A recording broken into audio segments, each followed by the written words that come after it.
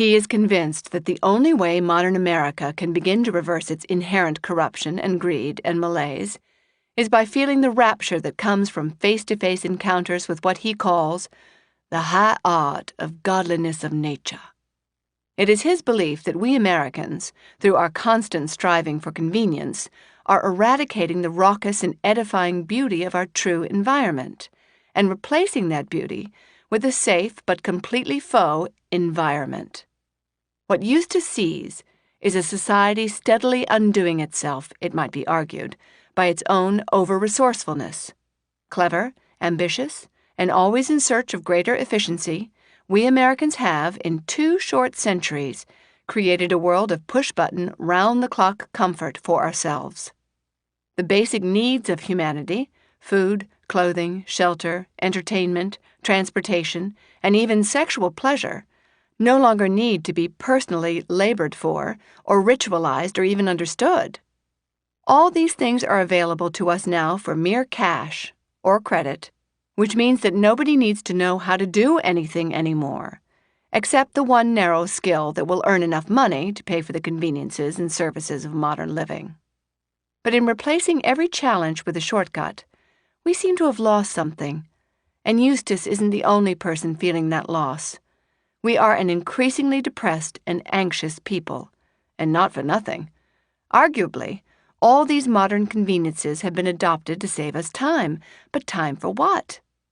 Having created a system that tends to our every need without causing us undue exertion or labor, we can now fill these hours with, well, for one thing, television. Loads of it, hours of it, days and weeks and months of it in every American's lifetime. Also work. Americans spend more and more hours at their jobs every year. In almost every household, both parents, if there are 2 parents, must work full-time outside the home to pay for all these goods and services, which means a lot of commuting, which means a lot of stress, less connection to family and community, fast food meals eaten in cars on the way to and from work, poor health all the time. We seem to have the same disregard for our bodies as we do for our other natural resources. If a vital organ breaks down, after all, we always believe we can just buy a new one. Somebody else will take care of it. Same way we believe that somebody else will plant another forest someday if we use this one up. That is, if we even notice that we're using it up.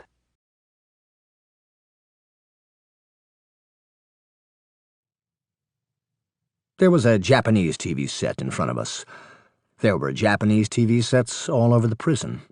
They were like portholes on an ocean liner. The passengers were in a state of suspended animation until the big ship got where it was going.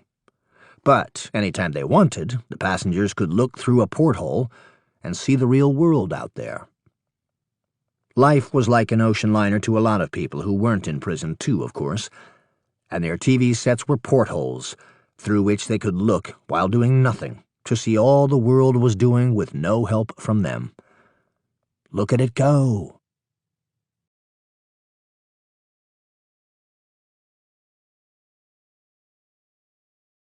While England endeavours to cure the potato rot, will not any endeavour to cure the brain rot, which prevails so much more widely and fatally?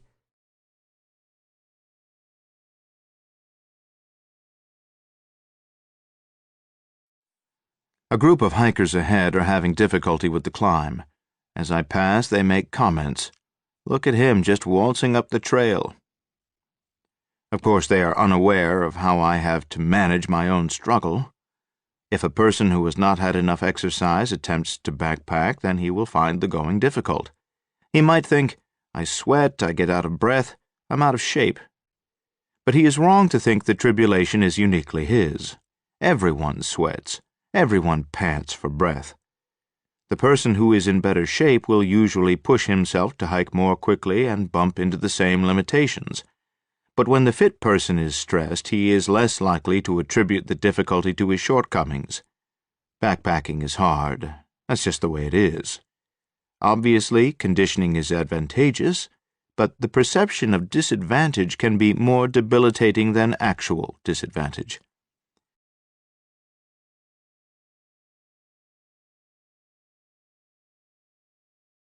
young men who had ceased to be young, and had concluded that it was safest to follow the beaten track of the professions, all these generally said that it was not possible to do so much good in my position. Aye, there was the rub.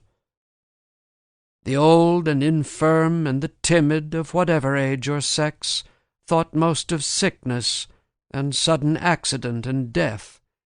To them life seemed full of danger. What danger is there if you don't think of any?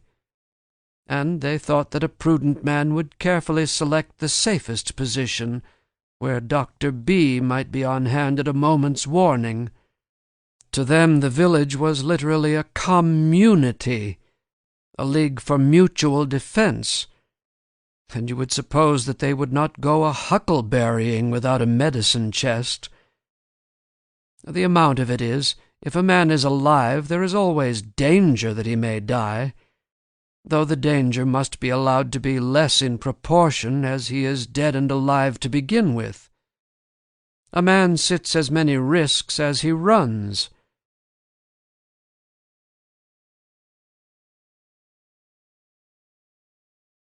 However mean your life is, meet it and live it.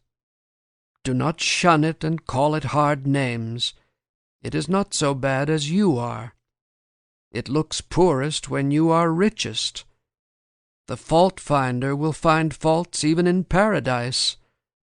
Love your life, poor as it is. You may perhaps have some pleasant, thrilling, glorious hours even in a poor house. The setting sun is reflected from the windows of the almshouse as brightly as from the rich man's abode. The snow melts before its door as early in the spring. I do not see but a quiet mind may live as contentedly there, and have as cheering thoughts as in a palace.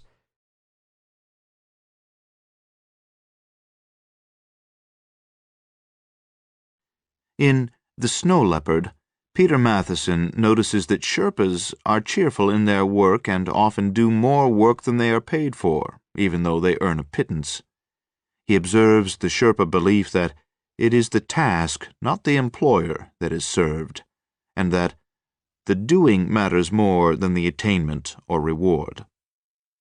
This seems to be an attitude worth striving for when I return to work, to perform my job as if I was doing it under my own guidance, as I would want it done myself, not to limit myself to the role of employee, and not to refrain from giving more of myself to the job than is warranted by my pay.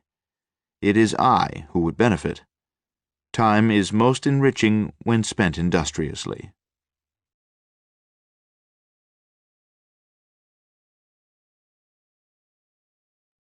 Shall a man go and hang himself because he belongs to the race of pygmies, and not be the biggest pygmy that he can? Let every one mind his own business and endeavor to be what he was made.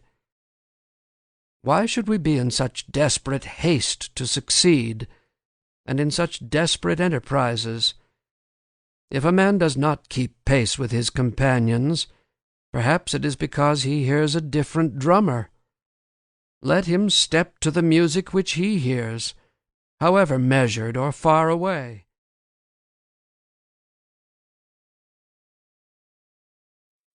It is disturbing how tenuous our potential is due to our fervent defense of the comfortable norm.